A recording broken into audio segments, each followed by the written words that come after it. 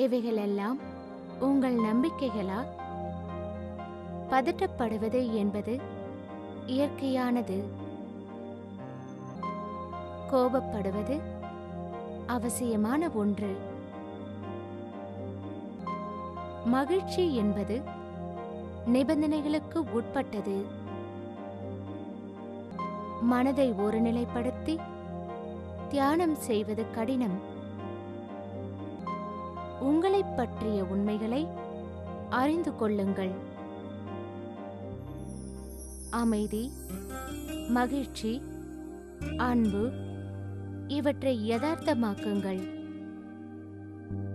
விடியலை வரவேற்போம் பிரம்மகுமாரிகளுடன். ஓம் சாந்தி. விடியலை வரவேற்போம் பிரம்மகுமாரிகளுடன் நிகழ்ச்சிக்கு உங்களை அன்புடன் வரவேற்கிறோம். நம்ம கடந்த நிகழ்ச்சிகளில் பாசிட்டிவ் திங்கிங்கை எப்படி உருவாக்குவது என்பது பற்றி நம்ம பார்த்துட்டு வரோம்.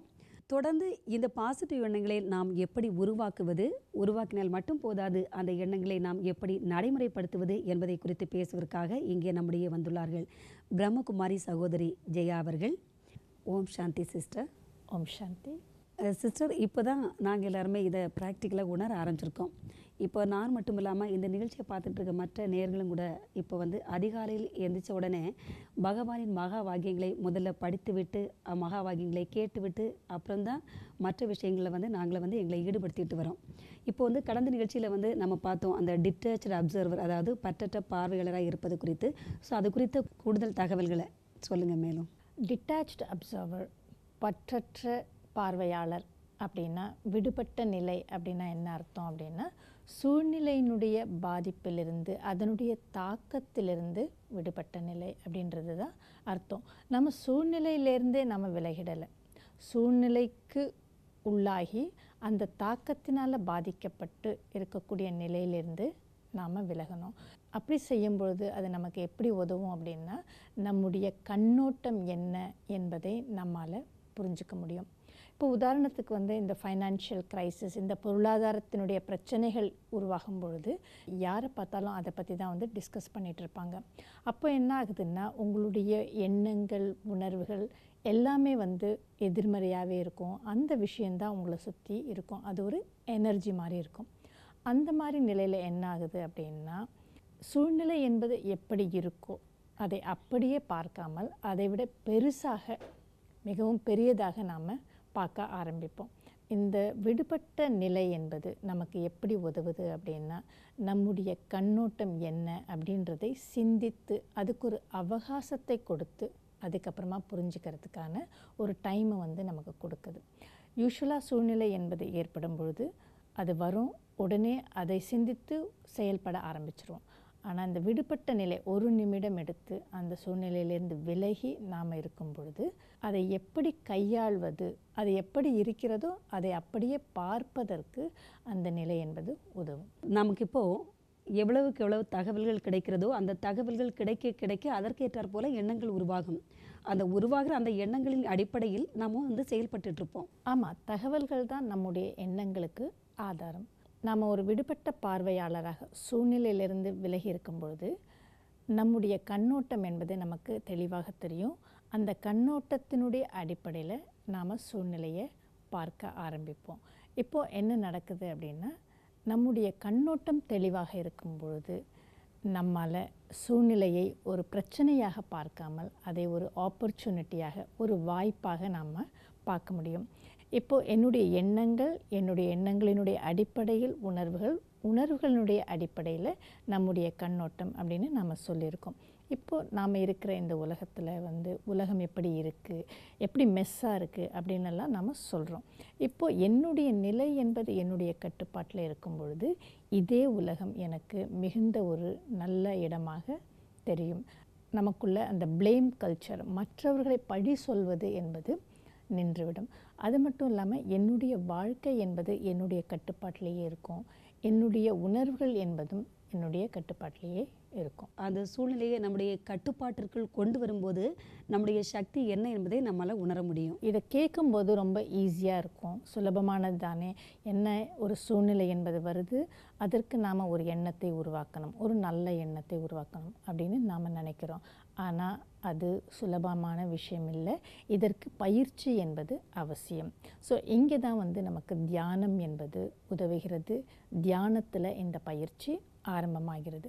விடுபட்ட நிலை அப்படின்னா என்ன அர்த்தம்னா, நான் ஒரு நடிகன், இவையெல்லாம் நான் செய்கின்ற கதாபாத்திரங்கள் அப்படின்னு பிரித்து பார்ப்பது. ஆனால் நாம் என்ன செய்கிறோன்னா, நாள் முழுவதுமே நாம் செய்கின்ற அந்த கதாபாத்திரங்களில் நம்முடைய கதாபாத்திரத்தையும் அந்த நடிகன் அப்படின்றதையும் மிக்ஸ் செஞ்சு வச்சுடுறோம்.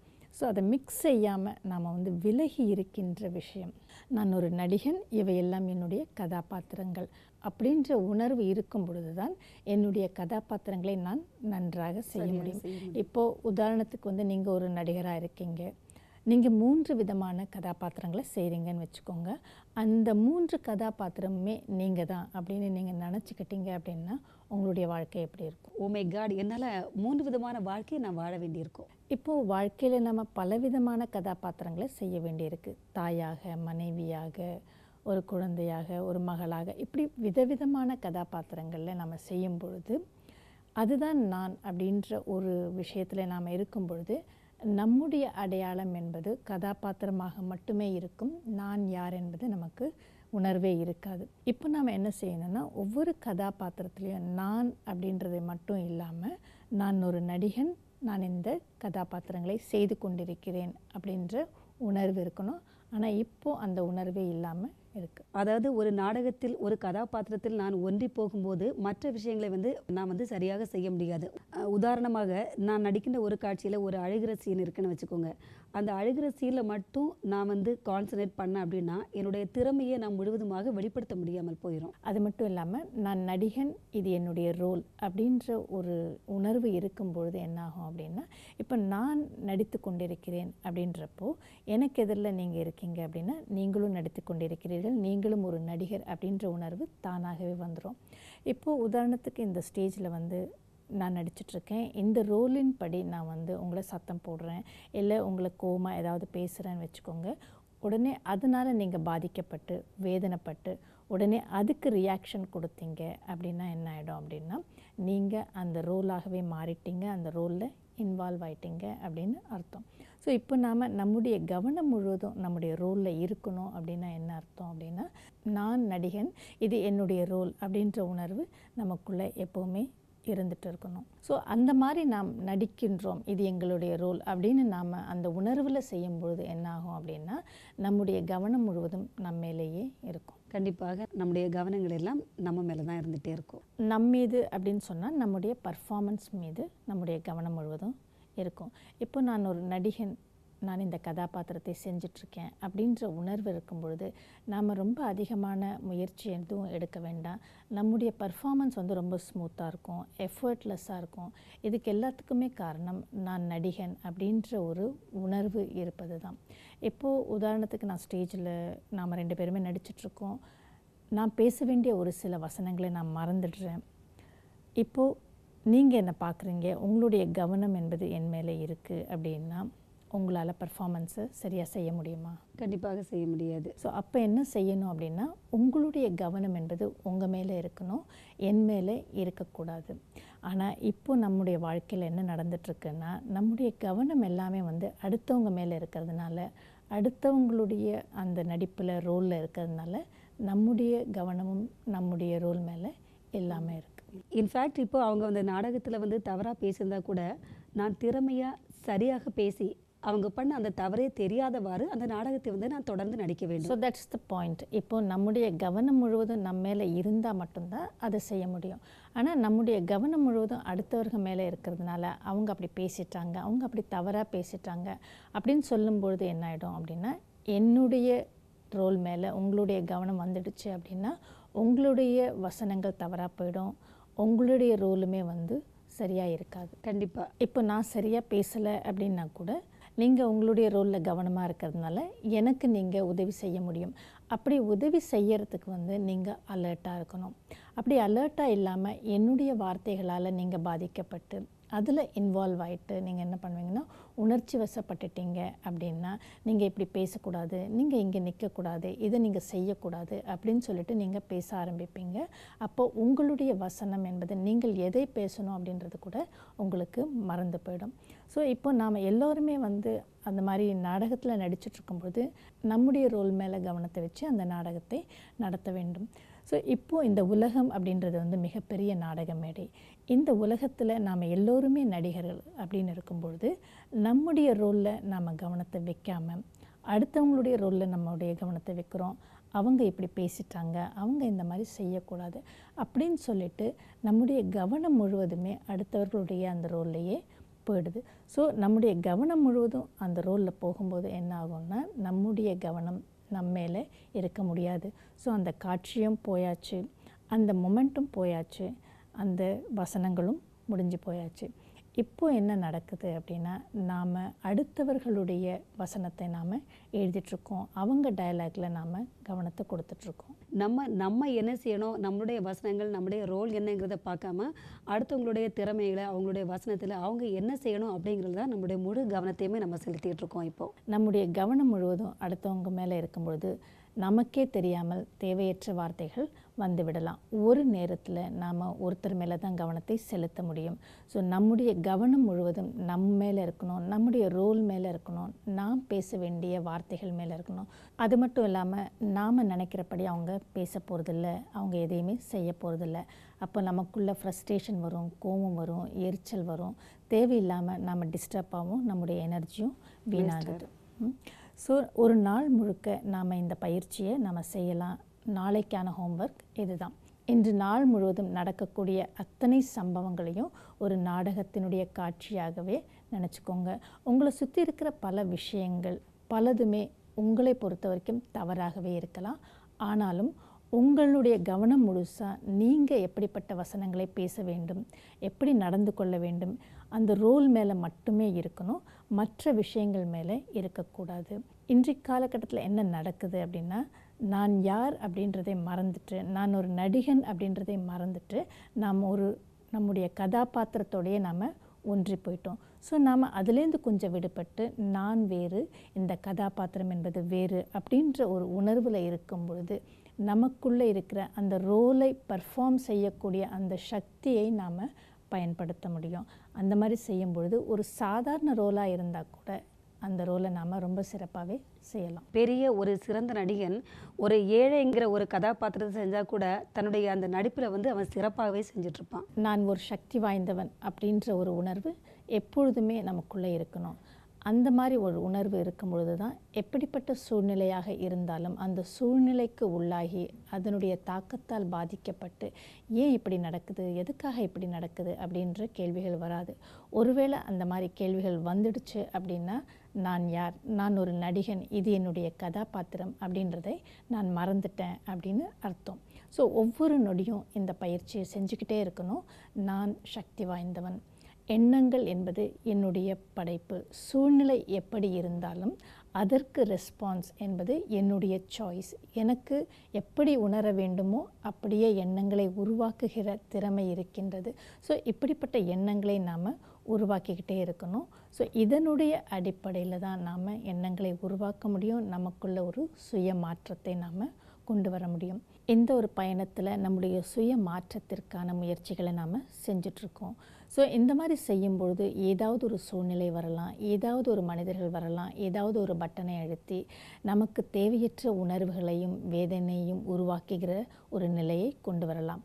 ஆனாலும் நம்ம மனம் தளராமல் ரெஸ்பான்ஸ் அப்படின்றது என்னுடைய சாய்ஸ், என்னுடைய படைப்பு அப்படின்றதை நினைவில் வைத்துக்கொண்டு மீண்டும் மீண்டும் நாம் இந்த பயிற்சியை செஞ்சுக்கிட்டே இருக்கணும். இந்த மாதிரியான முயற்சியில் 10 வித சூழ்நிலையில் 8 விதமான சூழ்நிலையில் நம்மால் வெற்றியை காண முடியும். 2 சூழ்நிலைகளில் நாம் தோல்வி அடைஞ்சிடலாம். ஏதோ ஒரு காரணத்திற்காக உணர்ச்சி வசப்பட்டு நாம் கோவப்பட்டுடலாம். ஆனாலும் மனம் தளர்ந்து விட வேண்டாம். இப்படி தான், வேறு வழி இல்லை, என்னால் முடியாது அப்படின்னு சொல்லிட்டு மனம் தளர்ந்து அந்த முயற்சியை விட்டுடாமல் மீண்டும் மீண்டும் முயற்சி எடுத்து நம்மால் அந்த மாற்றத்தை டெஃபினட்டாக கொண்டு வர முடியும். என்னால் இது சாத்தியமில்லை, என்னால் இது செய்ய முடியாது அப்படின்லாம் நினைக்கக்கூடாது. இப்போ ஏதோ நடந்துடுச்சு அப்படின்னா அதுக்கப்புறமா நம்ம ஒரு சாதாரண ஒரு எண்ணங்களுக்கு வந்துடக்கூடாது. இவங்களால தான் இப்படி நடந்தது, அவங்களால தான் அப்படி நடந்தது, சூழ்நிலை இப்படி இருக்குது அப்படின்ற ஒரு சாதாரண எண்ணங்களுக்கு வந்துட்டோம் அப்படின்னா அதுக்கப்புறமா வரக்கூடிய எல்லா எண்ணங்களுமே அதை போன்ற எதிர்மறை எண்ணங்களாகத்தான் இருக்கும். ஸோ ஏதோ நடந்துடுச்சு, நடந்து விட்டது, இப்போது அதற்காக நான் என்ன செய்ய வேண்டும் அப்படின்றதுக்கு நாம் என்ன செய்யணும் அப்படின்னா கொஞ்சம் நாம் அமைதியாக அமர்ந்து ஏன் இப்படி நடந்தது, எதற்காக இப்படி நடந்தது, இதற்கு காரணம் என்ன அப்படின்றதை நம்மை அமைதிப்படுத்தி கொண்டு நம்முடைய மனதின் நிலையை ஒரு சீரான நிலைக்கு கொண்டு வந்து அதன் பிறகு அதிலிருந்து நாம் மீள்வதற்கு என்ன செய்ய வேண்டும் அப்படின்றத நாம் கொஞ்சம் நினச்சி பார்க்கணும். இப்போது உதாரணத்துக்கு இந்த புயல் வரும்பொழுது என்ன சொல்லுவாங்கன்னா, புயல் அடிக்கும்பொழுது சுற்று வட்டாரமும் அந்த புயலால் மிகவும் குழப்பமான நிலைக்கு இருந்தாலும் அந்த புயலின் மையம் அப்படின்றது மிகவும் அமைதியாக இருக்கும். இப்போ கப்பலில் போகும்பொழுது என்ன சொல்லுவாங்க அப்படின்னா, புயல் வரும்பொழுது அந்த புயலின் மையம் எங்கே இருக்கோ அங்கே போய் கொஞ்ச நேரம் இருங்க, அதுக்கப்புறமா நிலை என்பது சரியானதுக்கப்புறமா பயணத்தை தொடரலாம் அப்படின்னு சொல்லுவாங்க. ஸோ இப்போது நடந்துட்டுருக்கிற விஷயம் என்பது ஒரு புயலை போன்றுதான். மனதிற்குள்ளே பலவிதமான குழப்பங்கள் ஏற்பட்டு கொண்டிருக்கும். ஆனாலும் அந்த புயலினுடைய மையம் என்ன அப்படின்னா இங்கே தான். ஸோ நமக்குள்ளே நம்முடைய அந்த மனதின் நிலைக்குள்ளே போயிட்டு நாம் யார் அப்படின்ற ஒரு நிலையை கொண்டு என்னுடைய மனநிலையை அமைதிப்படுத்தி அந்த மையத்திற்கு போய் நம்மை அமைதிப்படுத்தி நாம் உட்கார்ந்திருக்கும் பொழுது சூழ்நிலை எவ்வளவு குழப்பமாக இருந்தாலும் நடந்துவிட்ட விஷயங்கள் நடந்து முடிந்து விட்டது, நான் எதை செய்தேனோ அதை செய்து முடித்து விட்டேன், ஆனால் இப்பொழுது நான் என்ன செய்ய வேண்டும் அப்படின்றதை நாம் கொஞ்சம் யோசித்து நம்மை அமைதிப்படுத்தி அதிலேருந்து நம்ம மீள்றதுக்கு என்ன வழி அப்படின்றதை நம்ம பார்க்கணும். அப்படியும் நமக்குள்ள அமைதி வரலை அப்படின்னாலும் சரி, சூழ்நிலை என்பது இன்னமும் நாம் தாண்டவில்லை, சூழ்நிலை என்பது இன்னும் மோசமாகத்தான் இருக்குது அப்படின்னாலும் சரி, பரவாயில்லை. நீங்கள் உங்களை அமைதிப்படுத்தி கொண்டு ஒரு நிமிடம் எடுத்து நான் யார், நான் அமைதியானவன், நான் அமைதியானவன் அப்படின்ற ஒரு எண்ணத்தை உருவாக்கி மீண்டும் மீண்டும் அதே எண்ணத்தில் இருங்க. ஏன்னா அதுதான் உண்மை. சூழ்நிலை என்பது வெளியில் எவ்வளோ மோசமாக இருந்தாலும் நான் எனக்குள்ளே அமைதியாகவே இருக்கக்கூடிய ஒரு சக்தி. நமக்குள்ளே சில சூழ்நிலைகள் வரும்போது நமக்குள்ளே ஒரு குற்ற உணர்வு இருந்து கொண்டே தானே இருக்கும். ஸோ குற்ற உணர்வு அப்படின்றது கூட ஒரு எதிர்மறை உணர்வு தான். இப்போ ஏற்கனவே நாம் வலியில் வேதனையில் இருக்கிறோம், அந்த மாதிரியான ஒரு எதிர்மறை உணர்வுகளில் இருக்கும் பொழுது நாம் குற்ற உணர்வையும் நாம் எடுத்துக்கக்கூடாது. நாம் என்ன நினச்சிட்ருக்கோம் அப்படின்னா, இப்படிலாம் நடந்ததுக்கு நான் தான் காரணம், இப்படி ஆயிடுச்சு அப்படின்ற ஒரு கில்ட் ஃபீலிங், குற்ற உணர்வு ஏற்படும் பொழுது தான் நம்மை நான் மாற்றிக்கொள்ள முடியும் அப்படின்னு நம்ம நினைக்கிறோம். ஆனால் அது தவறு. வலி வேதனை அது போல் குற்ற உணர்வு அப்படின்றது கூட ஒரு எதிர்மறை உணர்வு தான். கண்டிப்பாக. அதாவது குற்ற உணர்வு நமக்குள்ளே ஏற்படும் பொழுது நமக்குள்ளே ஒரு தாழ்வு மனப்பான்மை ஏற்படுகிறது. நமக்கு எப்படியெல்லாம் நடக்குது, நம்மளால் தான் இதெல்லாம் நடக்குது, ஏன் நமக்கு மட்டும் நடக்குது, சரி நடக்கிற என்ன வேணால் நடக்கட்டும் அப்படிங்கிற மாதிரி ஒரு மனோபாவம் நமக்குள்ளே ஏற்படுது. ஸோ என்னால் இதெல்லாம் முடியாது அப்படின்ற எண்ணம் வந்துடுச்சுனாலே அதுக்கப்புறமா பல தொடர் எண்ணங்களாக எதிர்மறை எண்ணங்கள் வரும். ஏன் நான் மட்டும் செய்யணும், இவர்கள் ஏன் மாறவே மாட்டேன்றாங்க, அப்படி பல விதமான எதிர்மறை எண்ணங்கள் வர ஆரம்பிச்சிடும். நம்ம என்ன கவனத்தில் வச்சுக்கணும் அப்படின்னா, இது நம்முடைய பயணம், அந்த பயணத்தில் நாம் போயிட்டுருக்கோம். ஸோ அந்த பயணத்தில் நாம் என்ன செஞ்சிட்ருக்கோம் அப்படின்னா, நம்முடைய நிலையை ஒரு சீரான நிலைக்கு கொண்டு வருவதற்கான முயற்சியில் இருக்கோம். இப்போது எது நடந்தாலும் நான் அமைதியானவன் அப்படின்ற எண்ணத்தை உருவாக்குவதன் மூலம் நாம் அமைதியை உணர முடியும். ஆனால் அந்த எண்ணத்தை உருவாக்கின உடனேயே அந்த அனுபவம் ஏற்படும் அப்படின்றது கிடையாது. முதல்ல நாம் அதை செய்யும் பொழுது 10-15 நிமிடத்துக்கு அப்புறமா அந்த அமைதியை நாம் அனுபவம் செய்யலாம். இன்னும் கொஞ்ச நாள் கழித்து ஒரு 5 நிமிஷத்துலேயே நாம் அந்த அனுபவத்தை அடையலாம். அதற்கும் மேலே போகும்பொழுது நான் அமைதியானவன் அப்படின்ற எண்ணத்தை உருவாக்கின உடனேயே நம்மால் அந்த அமைதியை உணர முடியும். ஆனால் முதல்ல அந்த 10-15 நிமிடத்துக்கு அப்புறமா அனுபவம் உருவாகுது இல்லையா, அந்த முயற்சியை நாம் செய்யவே இல்லை அப்படின்னா நான் நினைத்த மாத்திரத்திலேயே அமைதியை அனுபவம் செய்வது அப்படின்றது நிச்சயமாக பாசிபிளே இல்லை. அதற்கான முயற்சியை நாம் செய்யவே இல்லை என்றால் அனுபவத்தை அடைவது என்பது சாத்தியமே இல்லை என்பது மறுக்க முடியாத உண்மை. நாம் இந்த பயிற்சியை செய்யலை அப்படின்னா அந்த புயலில் சிக்கி தவிக்கிற மாதிரியான ஒரு உணர்வு தான் ஏற்படும். நான் ஒரு விக்டிம், நான் பாதிக்கப்பட்டு விட்டேன், என்னுடைய தவறு இதில் எதுவுமே கிடையாது, ஆனாலும் நான் வலியையும் வேதனையும் அனுபவிக்க வேண்டியிருக்கு. ஸோ இப்படி தொடர் எண்ணங்களாக எதிர்மறை உணர்வுகள் வந்துக்கிட்டே இருக்கும். இப்படி ஆயிடுச்சு அப்படின்னா வலியிலும் வேதனையிலும் நம்முடைய தாட் ப்ராசஸ் அப்படின்றது மோசமாயிட்டே போகும். ஸோ ஒரு 5 நிமிடம் என்பதை எடுத்து நமக்காக அதை ஒதுக்கி நாம் அந்த வலியிலேருந்து வேதனையிலேருந்து நம்ம மீண்டாகணும். நான் அமைதியானவன் அப்படின்றதை நமக்கு நினைவுபடுத்தி அந்த தாட்ஸ், அந்த எண்ணத்தை நாம் மாற்றுவதற்கு முயற்சி செய்யணும்.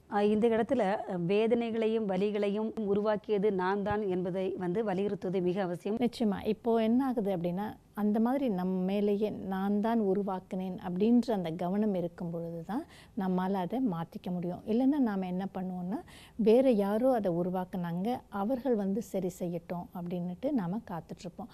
ஆனால் அவர்களை பொறுத்த வரைக்கும் அவர்கள் எதுவுமே செய்யலை, அவங்க தவறும் செய்யலை அப்படின்றப்போ அவர்கள் எப்படி நம்முடைய அந்த வேதனை வலியான உணர்வை மாற்றுவதற்கு முயற்சி செய்வார்கள்? நிச்சயமாக செய்ய மாட்டாங்க இல்லையா? அவர்கள் தவறே செஞ்சுருந்தா கூட அந்த தவறை நாம் அவங்களுக்கு புரிய வைக்கணும், நீங்கள் செஞ்சது சரியில்லை அப்படின்றத அவங்களுக்கு சொல்லணும். அப்படின்னா கூட நாம் வேதனை வலி அந்த உணர்வுலேருந்து விடுபட்டு அதுலேருந்து மீண்டு அதுக்கப்புறம் தான் நாம் சொல்ல முடியும். ஏன்னா நாம் எதிர்மறை உணர்வுகளோட அந்த வேதனையிலையும் வலியிலும் சொல்லும் பொழுது அது நிச்சயமாக அவங்களுக்கு போய் சேராது. நாம் வேதனையிலையும் வலியிலையும் இருந்து எதை செய்தாலும் அதற்கு பலன் என்பது கிடைக்காது. நம்ம பலகீனமாக இருக்கும்போது நீங்கள் சொல்கிற வழிமுறைகள் எல்லாம் வேலையே செய்கிறதில்ல. இப்போ நாம் சூழ்நிலையின் பொருட்டு செயல்படுறதில்ல, நம்முடைய வேதனையின் பொருட்டு தான் நம்ம செயல்படுறோம். இப்போ எனக்கு வலி இருக்குது, வேதனை இருக்குது அப்படின்னா நீங்கள் ஏதாவது செஞ்சு அந்த வேதனையை மாற்றுங்கள் அப்படின்னு நாம் எதிர்பார்க்குறோம். அப்படின்னா என்ன அர்த்தம்னா, நான் மகிழ்ச்சியாக இருக்கணும் அப்படின்னா நீங்கள் மாற வேண்டும் அப்படின்னு நாம் சொல்கிற மாதிரி தான். இப்போது அவரவர்களுடைய பயணத்தை அவரவர்கள் மேற்கொண்டிருக்கிறார்கள். நீங்கள் எப்போ மாறணும்னு விரும்புகிறீங்களோ அப்போ தான் நீங்கள் மாறப்போகிறீங்க. அதுக்காக உங்களுக்குள்ள மாற்றம் ஏற்படலை அப்படின்றதுக்காக நான் வேதனையில் இருக்கிறேன் அப்படின்னா என்னுடைய வாழ்நாள் முழுவதுமே நான் வேதனையிலே தான் இருக்கணும். நம்மை பாதிப்பிற்கு உள்ளாக்கிய அந்த சக்தியை, அந்த சாவியை நம்ம என்ன செய்கிறோம்னா மற்றவங்க கையில் கொடுத்துட்றோம். இன்றைக்கி இந்த சாவியை நாம் பல பேர் கையில் கொடுத்துருக்கோம். இதுதான் நாம் ரிமோட் கண்ட்ரோல் அப்படின்னு சொல்கிறோம். ஸோ இந்த ரிமோட் கண்ட்ரோல் யார்கிட்ட இருக்கோ அவங்களுக்கு ஏற்ற மாதிரி நம்முடைய நிலை என்பது, நம்முடைய மனதின் நிலை என்பது இயங்கி வருகிறது. இன்றைக்கி பார்த்திங்கன்னா ஒரு நாளில் எவ்வளோ பேருடைய செயல் பேச்சு என்பது என்னை பாதிப்புக்குள்ளாக்குகிறது. எத்தனை பேரை சொல்கிறது? ஒருத்தரையா 2 பேரையா? எனக்கு தெரியாத அந்நியன் கூட அவனுடைய சொற்களாலும் அவனுடைய செயல்களாலும் என்னை வேதனைக்கு உள்ளாக்கிக்கிட்டு தான் இருக்கிறான். அப்படின்னா பாருங்கள் நம்முடைய மனதின் நிலை எப்படி இருக்குது அப்படின்னு. ஸோ இன்றைக்கி நம்முடைய மனதினை இயக்கக்கூடிய அந்த ரிமோட் கண்ட்ரோல் அப்படின்றது எல்லார்கிட்டேயுமே இருக்கிறது. நாம் டிவி ரிமோட் கண்ட்ரோல் நம்ம கையிலேயே வச்சுக்கணும் அப்படின்னு எப்போவுமே நினைக்கிறோம். இது மிகவும் சூக்ஷ்மமான ஒரு விஷயம். நம்ம கையில் டிவி ரிமோட் இருந்தது அப்படின்னா நாம் எப்படிப்பட்ட நிகழ்ச்சியை பார்க்கணுன்னு நினைக்கிறோமோ அதை மட்டுமே நாம் பார்ப்போம். ஸோ யார்கிட்ட இந்த ரிமோட் கண்ட்ரோல் இருக்குதோ அவங்களுடைய விருப்பப்படி அவங்கவுங்க என்ன நினைக்கிறாங்களோ அப்படி அந்த நிகழ்ச்சிகளை பார்க்கலாம். இப்போது என்னுடைய மனநிலை என்பது சீராக இருக்குது அப்படின்னு வச்சுக்கோங்க. ஆனால் நீங்கள் வேதனையில் இருக்கீங்க அப்படின்னா கூட என்னுடைய மனம் என்பது ஸ்டேபிளாக இருக்கிறதுனால நானும் உங்களுக்கும் அதே உணர்வை கொடுக்க முடியும். இப்போது வீட்டில் டிவி ரிமோட் கண்ட்ரோலுக்காக ஒரு சர்ச்சையே நடக்குது. ஏன் அப்படின்னா ஒவ்வொருத்தருக்கு ஒவ்வொரு விருப்பமான நிகழ்ச்சிகள் என்பது இருக்குது. ஸோ அப்படி அவங்கவுங்க விருப்பத்திற்கு ஏற்ற மாதிரி அந்த நிகழ்ச்சிகளை பார்ப்பதற்கு அவங்க விரும்புகிறாங்க. அதே போல தான் நம்முடைய மனதின் நிலை கூட ஒவ்வொருவருடைய மனநிலை என்பதும் வித்தியாசமாகவே இருக்கிறது. இப்போ நாம் என்ன நினைக்கிறோம் அப்படின்னா நம் மனதை இயக்கக்கூடிய அந்த ரிமோட் கண்ட்ரோல் அப்படின்றது யார் கையில் வேணால் இருக்குது, வெளியாட்கள் கிட்ட கூட இருக்குது அப்படின்னு நீங்கள் நினைக்கிறீங்க, நீங்கள் சொல்கிறீங்க. ஸோ அவர்கள் இயக்குகிறபடி அவர்கள் எப்படியெல்லாம் சொல்கிறார்களோ அவர்களுடைய வார்த்தைகளின்படி அவர்களுடைய செயல்களின்படி நம்முடைய மனநிலை என்பது மாறிக்கொண்டே இருக்குது அப்படின்னு நாம் சொல்கிறோம். உண்மையிலேயே இந்த மனதை இயக்கக்கூடிய அந்த ரிமோட் கண்ட்ரோல் அப்படின்றது யார்கிட்டேயுமே இல்லை. சூழ்நிலையை பொறுத்து நான் ரெஸ்பான்ஸ் பண்ணுறேன், வெளியிலேருந்து எனக்கு வேதனையும் வலியும் கிடைக்கிறது அப்படின்னு நாம் நினச்சிட்ருக்கிறது ஒரு இல்யூஷன், ஒரு மாயை. ஆக்சுவலாக அப்படி எதுவுமே நடப்பதில்லை. இன்று நான் அனுபவிக்கக்கூடிய அந்த வேதனை வலி என்பதற்கு நான் தான் காரணம், நான் தான் பொறுப்பு அப்படின்ற அந்த எண்ணத்தை உருவாக்குங்கள். உடனேயே உங்களுக்கு என்ன தோணும் அப்படின்னா, இந்த வேதனையும் வலியும் எத்தனை காலத்திற்கு நான் அனுபவம் செய்ய போகிறேன் அப்படின்னு உங்களுக்கு தோண ஆரம்பிக்கும். இது மாதிரி சூழ்நிலைகள் வரும்போது நமக்குள்ளே வேதனைகள் எனக்கும் ஏற்பட்டிருக்கு, அழுகை ஏற்பட்டிருக்கு. ஆனால் இந்த வேதனைக்கும் அழுகைக்கும் காரணம் நாம் தான் என்கிற உணவு எனக்கு வரும்போது அந்த அழுகை நின்று போயிடுது. நம்ம உடனே அந்த ஐ ஆஃப் த ஸ்ட்ராம்க்கு நம்ம போயிடணும். நம்ம வேதனையிலேயே இருந்தோம் அப்படின்னா, ஏன் இப்படி, எதுக்காக இப்படி அப்படின்ற எண்ணங்களுடைய சுழற்சியில் நம்ம மறுபடியும் வந்துடுவோம். அப்போது இதை யார் முறியடிப்பாங்க? கண்டிப்பாக நாம் தான் முறியடிக்கணும். ஆனால் பலர் என்ன செய்கிறாங்க அப்படின்னா, எப்படியும் சூழ்நிலைகளை நாம் ஏற்றுக்கொண்டு தான் ஆக வேண்டும். ஆனால் அதை உடனே செய்யாமல் பல காலம் கழித்து, பல நாட்கள் கழித்து செய்கிறாங்க. பல சமயங்களில் நாம் 10 ஆண்டுகளுக்கு அப்புறமா செய்கிறோம், 10 மாதங்களுக்கு அப்புறமா செய்கிறோம். அதை 10 நிமிஷத்தில் கூட நாம் செய்யலாம். அவரவர்களுடைய மனதினுடைய சக்தியை பொறுத்து தான் எத்தனை காலத்துக்கு அப்புறமா நாம் அதை ஏற்றுக்கொள்கிறோம் அப்படின்றது. நீங்கள் சொல்கிறது முற்றிலும் உண்மை சிஸ்டர். ஆன்மீகம் என்பது நமக்கு இந்த ஏற்றுக்கொள்ளும் சக்தியை அதிகப்படுத்துகிறது. சூழ்நிலை எப்படி இருந்தாலும் எவ்வளவு சீக்கிரம் நாம் அதை ஏற்றுக்கொள்ள வேண்டும் என்ற சக்தியை அது அதிகப்படுத்துகிறது. சூழ்நிலை எப்படிப்பட்டதாக இருந்தாலும் அது நம்முடைய கட்டுப்பாட்டில் இல்லை. ஆனால் என் மனம் என்பது என்னுடைய கட்டுப்பாட்டில் இருக்கிறது என்ற உணர்வை மேம்படுத்தி, அந்த உணர்வினுடைய அடிப்படையில் நாம் சுய நினைவோடு சுய உணர்வோடு செயல்படுத்துவது தான் தியானம். இப்பொழுது நம்ம நல்லா கவனித்து பார்த்தா நமக்கு தெரியும், எதிர்மறை எண்ணங்கள் உருவாகும் பொழுது, நமக்குள்ள வேதனை வலி உருவாகும் பொழுது அதனுடைய சுழற்சியிலேயே தொடர் எண்ணங்கள் அதிகமாக உருவாகி கொண்டே இருக்கும். இப்படி எதிர்மறை எண்ணங்கள் அதிகமாக உருவாக அது ஒரு சைக்கிள் மாதிரி போயிட்டே இருக்கும். அதை ஏதாவது ஒரு இடத்துல நம்ம முறியடித்து, ஏதாவது ஒரு இடத்துல நிறுத்தி, நம்மீது நாம் கவனம் வைத்து, நான் அமைதியானவன், நான் அமைதியான ஆத்மா, நான் பரமாத்மாவினுடைய குழந்தை, சர்வசக்திமானான பரமாத்மாவினுடைய குழந்தை, நான் சக்தி வாய்ந்தவன் அப்படின்னு பல எண்ணங்களை நாம் உருவாக்கி, நமக்குள்ளே ஓடிட்டுருக்கிற அந்த எதிர்மறை எண்ணங்களினுடைய அந்த சங்கிலியாக போய்கொண்டிருக்கக்கூடிய அதனுடைய சுழற்சியை நாம் நிறுத்தியே ஆக வேண்டும். நல்ல எண்ணங்களை உருவாக்கி அதை நம்ம ரீப்ளேஸ் பண்ணும் பொழுது தான் நமக்குள்ளே உருவாகிற அந்த எதிர்மறை எண்ணங்கள் என்பது நின்று போகும். நமக்கு நெருக்கமானவர்களின் இழப்பு ஏற்படும் போது அந்த சூழ்நிலையை நாம் ஏற்றுக்கொள்ளத்தான் வேண்டும்.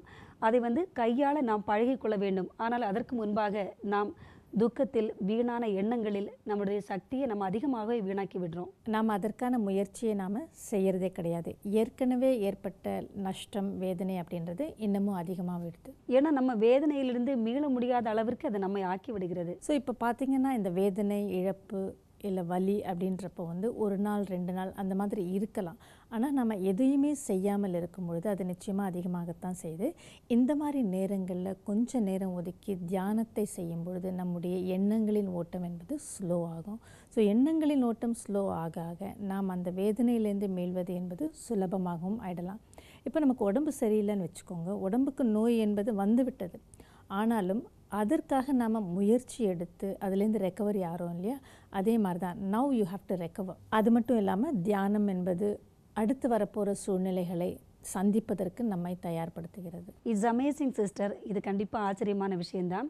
ஸோ எந்த எண்ணம் என்னை வேதனைக்கு உள்ளாக்கியதோ அந்த எண்ணத்தை என்னால் ஆராய முடிகிறது, அந்த எண்ணத்தை என்னால் நிறுத்தவும் முடிகிறது. Thank you sister. ஓம் சாந்தி. ஓம் சாந்தி. இந்த நிகழ்ச்சி சம்பந்தமாகவோ இல்லது உங்களுக்கு ஏற்பட்ட சூழ்நிலைகள் சம்பந்தமாகவோ ஏதேனும் சந்தேகங்கள், கேள்விகள் உங்களுக்கு இருந்தால் நீங்கள் எங்களை இமெயில் மூலமாகவோ அல்லது தொலைபேசி மூலமாகவோ தொடர்பு கொள்ளலாம், அல்லது அருகில் உள்ள எங்களது சென்டருக்கு செல்லலாம். ஓம் சாந்தி.